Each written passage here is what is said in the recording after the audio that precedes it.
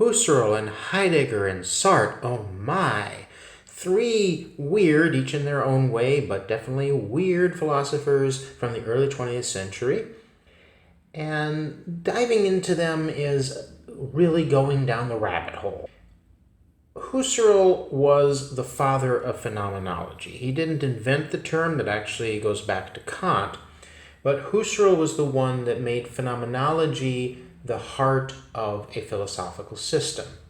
Basically, what phenomenology means is that instead of trying to understand the essence of an object in a metaphysical sense like medieval philosophers did, or only look at the facts about an object such as what scientists would do and a lot of philosophers who are of a scientific bent, Husserl is simply saying that what we need to look at are the phenomena of an object. There's two reasons for this. One is that Husserl understood, as Locke had talked about, all we know and the only thing that we have access to are the impressions that we have of objects. We do not have access to the objects themselves. So Husserl is accepting that. That's true. We only have our own impressions of objects. And so that's one good reason to accept phenomenology. The second is that the phenomena in our mind tells us a lot about our minds themselves. What Husserl is really looking at is not so much the structure of the universe, which would be metaphysics, or what are objects like in the world, that would be more science. He is looking at the structures and essence of consciousness. Consciousness is what we deal with. We don't really deal with objects. See point 1 about why phenomenology is important. We deal with the phenomena in our consciousness. And so what Husserl says is that the first step of any meaningful philosophy is to stand back from what he calls the natural standpoint of just assuming that what is in our minds, what is in our consciousness, is necessarily a true representation of the objects in the world. So we bracket off all assumptions about what's actually in the world, what's actually going on. We definitely bracket off this assumption that we have that what I have in my mind is a true representation of the object in the world. And instead, we look only at the phenomena within my consciousness. That's the only thing that we are looking at. We suspend judgment about everything else, what's in our minds. This will bring us to a fuller, truer understanding of both ourselves and the world that we live in and all of the objects that are in the world that we live in. So, this is a huge, enormous, basic, foundational tactic, if you will, or strategy, I should say, of how to conduct philosophy. Well, we can't possibly talk about everything, and Husserl doesn't either, that can come from this strategy. And phenomenology, this as a basic strategy, can be applied to anything. It can be applied to sociology, it can be applied to politics, it can be applied to science, and it should be applied to all of those. But we can, when we do the phenomenological bracketing off of the world, come to certain obvious conclusions that are universal to all human consciousness and all human experience. The most important of which is that anything that is involved in consciousness, as in everything that we think of, there is this quality of intention. Consciousness must take an object. We, of course, think, oh, what are you thinking about? I'm not thinking about anything right now. You're always thinking about something. Consciousness always has a target. It takes an object, and therefore it has intentionality. There's a certain structure of consciousness that is, we are thinking about something. And what that leads us to, and this is a very important, probably the most important aspect of Husserl's phenomenology, is that that means that when we are dealing with any human experience, we are dealing with three things. The first is the consciousness itself that is perceiving objects. So there's a mind there.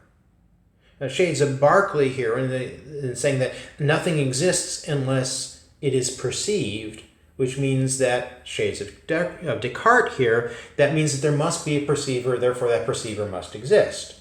So yes, number one, there is a consciousness for whom there can be perceived objects. If there isn't a mind, if there isn't a consciousness that can have experiences, there are no experiences. The second thing is that there is the act of perception. You, as a consciousness, are perceiving. Now, we don't even know yet what we are perceiving, but perception is happening. If there's a consciousness, there's perception. And of course, that does also mean that there is a perceptual object. There is something that is being perceived. There is something that is affecting, if not directly causing, the perceptions, the conscious images and phenomena within the mind of consciousness. So, again, we have three things here. We have the mind, we have the perceiving act of the mind, and then there's an object that the mind is perceiving. All three of these must be taken into account.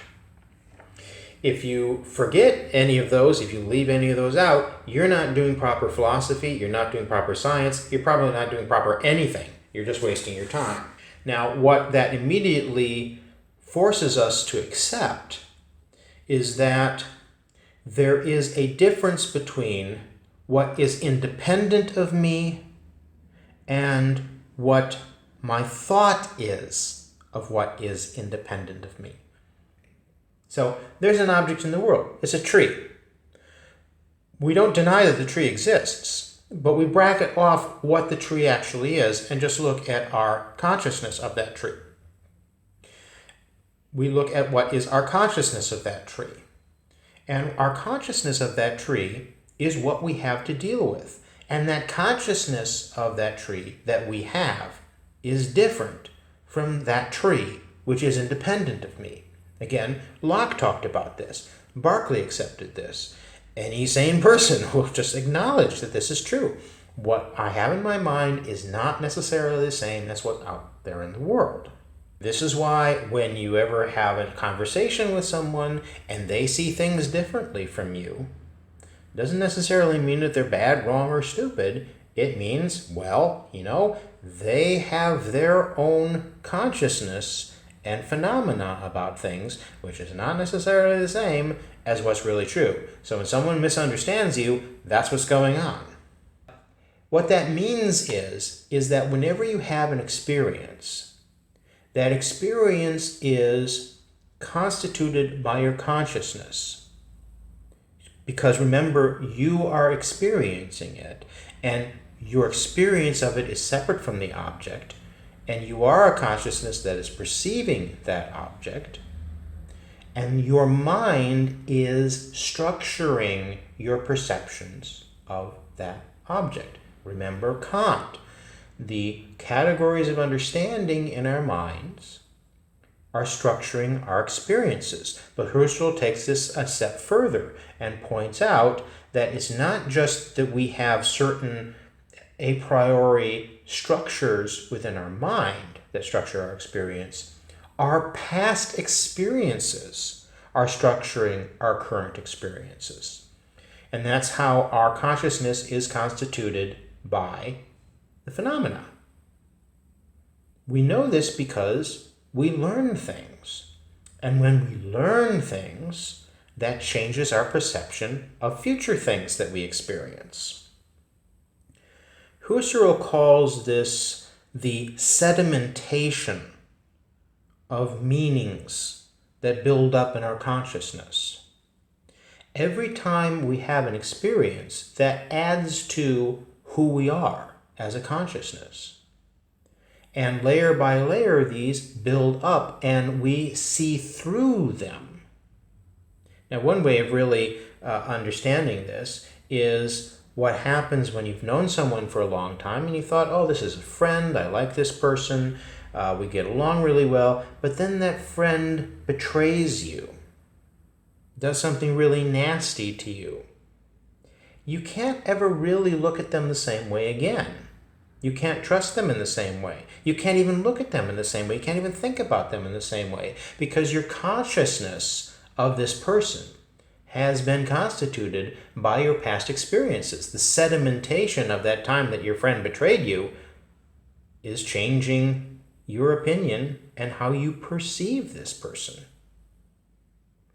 Just like when we learn something, when we finally have that eureka moment, a problem that we just couldn't resolve, we couldn't understand it, and then suddenly it clicks, and now you see it differently.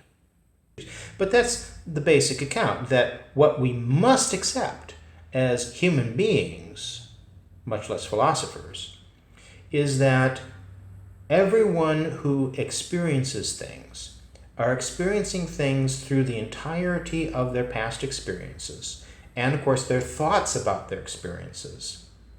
And so when we think about how people are perceiving things, we have to think in terms of who is doing that perceiving, and how does their past experience affect their perceptions of the now. Science has this myth, and yes, I mean that. Science has this myth that is completely objective, that it has an absolute depersonalized, objective account of the world. And Husserl really attacked this back in the 1920s and 1930s. He said, no, that is not true. Science is just another way of perceiving the world. Science pretends to give us an idealized and naively objectivized view of nature, but it's an artificially constructed world. It is constructed by consciousness, and the consciousness is not wrong, but there are human beings who are doing science. There are human beings who are doing philosophy. Remember, Nietzsche said that philosophy is always the unintentional autobiography of the philosopher. So this has really affected social science in particular, all the humanities. Science is, as always, a little bit resistant to ideas of this sort. But now you can talk very intelligently, and almost have to talk intelligently, about a phenomenology of sociology, of psychology, of political science, and philosophy of social science. All of these things are recognizing what Husserl points out, that consciousness is this ongoing, changing, malleable thing, and all of our perceptions follow suit with that. So enough about Husserl, even though we could go on and talk about him for 10 hours easily. Husserl had a student, and that student was Martin Heidegger.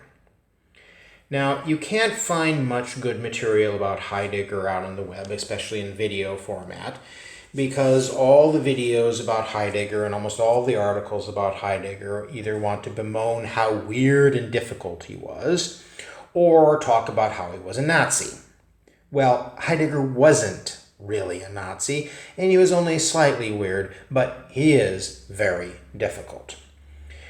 I know I talk about how this philosopher, that philosopher is difficult, and they all are. No one is more difficult than Heidegger. So let's really boil it down. The main thing to take from Heidegger is his concept that we are Dasein. Dasein, literally translated as being there. And typical of Heidegger's thought, it means that, and a whole mess of other concepts implied by it. That we are Dasein, in essence, means that we are beings in the world. That's what Dasein means. Being there, being in the world. Not separate from the world. We are beings for whom our being is a central concern for us. And this isn't just the idea of life and death. Heidegger talks perhaps a bit too much about that. Our being a central concern for us is not just about survival. It's also about the state of our being, our health, our happiness, our involvements in the world. As humans, we are also very concerned about the quality and meaning of our life. For Heidegger, it is not enough to merely live. We also want to live meaningfully. As Dasein, we are characterized as a set of possibilities. We are a being, a consciousness, who is embedded in the world. So it is not enough for us to simply survive. We wish to have a relationship or series of relations with our environment, our things in our environment, and even a relation with our life itself. So it is not enough to simply live. One must live meaningfully. And if this reminds you of Kierkegaard, good. You're paying attention, because that is where Heidegger got it from. But while Kierkegaard did a lot of fear and trembling about the meaning of life, Heidegger looked at it through the phenomenological approach that he learned from Husserl. So what Heidegger does in his eerily dispassionate looking at the meaning of a person's life is that you are a being in the world, and you are involved in the world, you are embedded in the world, and you are trying to make your way in the world. Now, what exactly that means is a matter of notorious argument among Heideggerian scholars. What Heidegger wants us to do, as he learned from Husserl, is step back from daily life and try to understand it in a kind of a bracketed sort of way, but also at the same time, we also need to be trying to understand how a simply detached point of view is never going to cut it, because everything that we have in terms of relations with the world are tempered by and structured by our involvements. Now, Husserl talked about how every one of our experiences is structured by our past experiences. Heidegger accepts that, but also adds this idea of involvements. Objects in the world, and he focuses on objects here, are matters of concern for us. We care about what happens, and concern is not we love these things. No, we are concerned about them working for us. The example that I've always thought of in trying to understand this is a mouse for a computer.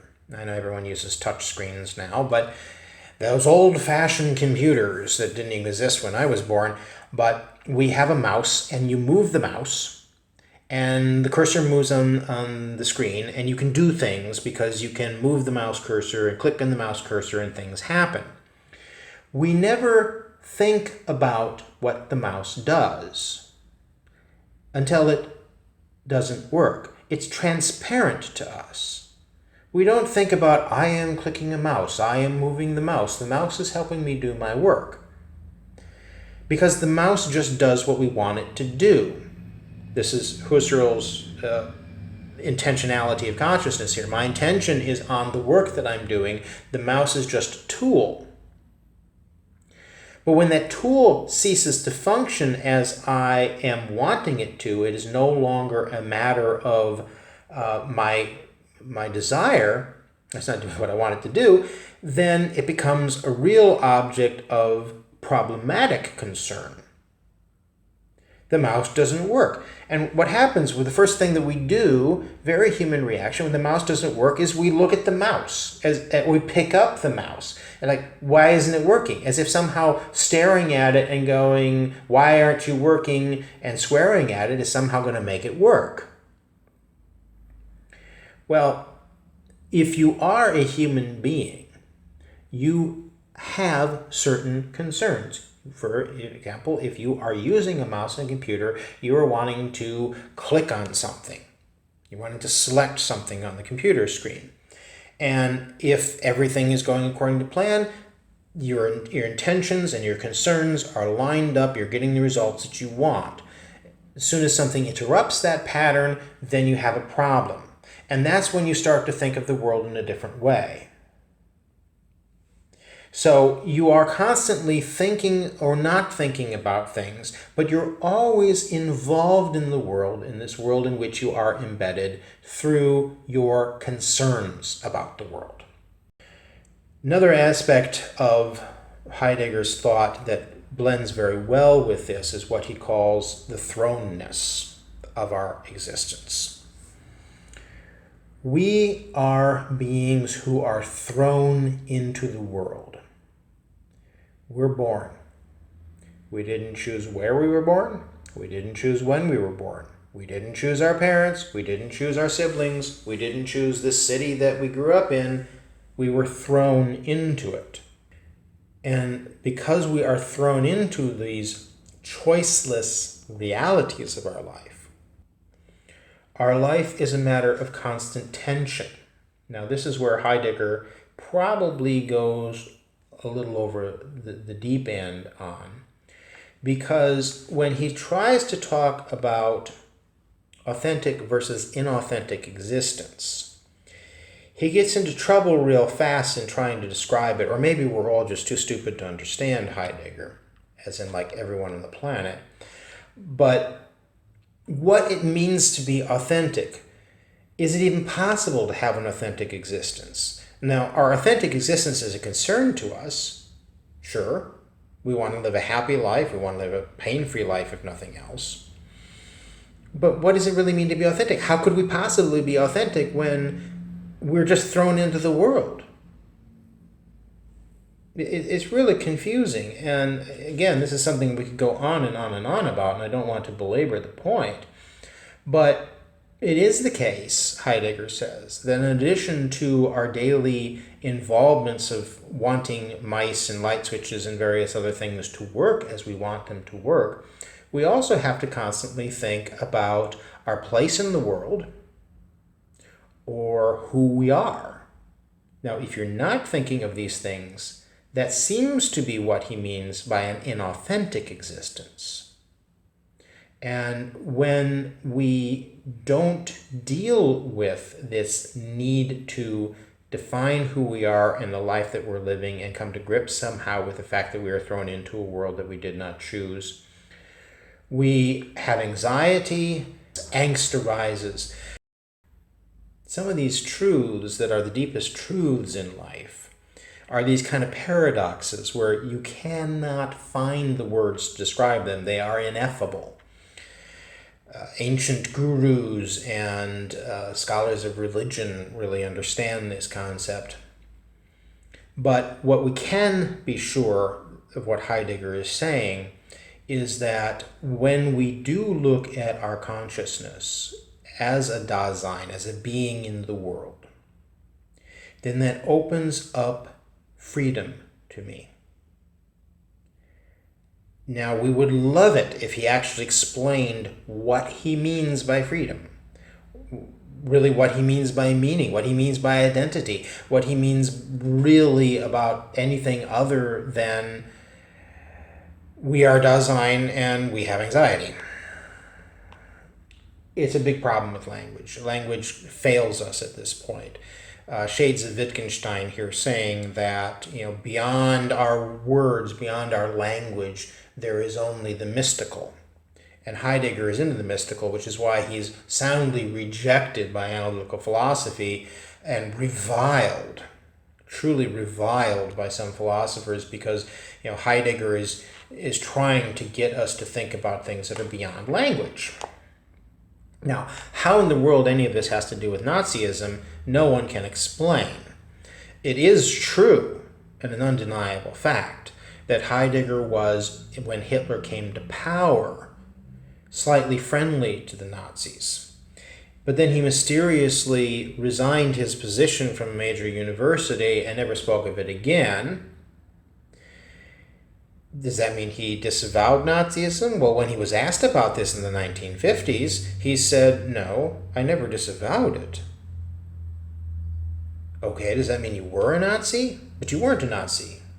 So why won't you disavow a Nazi? Because maybe Heidegger saw himself as being thrown into that world. He was thrown in Nazi, but he didn't choose it. He didn't choose to be a German.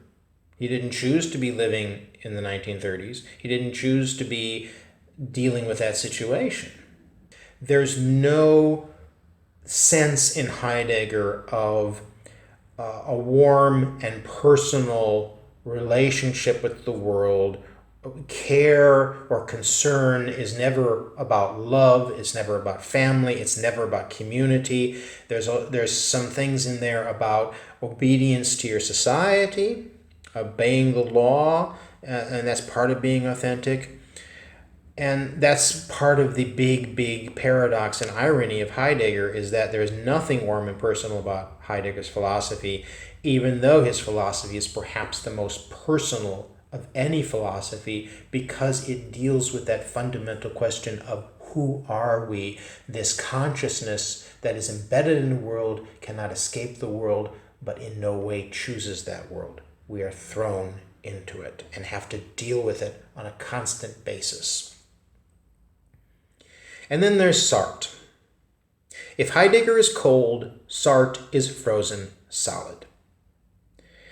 I'm always tempted every term to completely skip Sartre. But some people find some things to like in Sartre, while others hate him. Life's a bitch and then you die is a flippant but not entirely inaccurate summary of Sartre's philosophy. He was also influenced by Kierkegaard, but with even more fear and trembling. Sartre, what I can say is this. Sartre agrees with Heidegger that we are thrown into the world. But Sartre rejects Heidegger's notion of Dasein, that we are a being in the world, because Sartre has this idea that not only is the universe empty, as in kind of a Nietzschean sense of there are no objective values, Sartre also oddly decides that not only do facts have no meaning in an objective sense, but that subjective consciousness has no meaning in a subjective sense. And what we are thrown into is not so much thrown into a world of facts and objects and other people. We are thrown into freedom.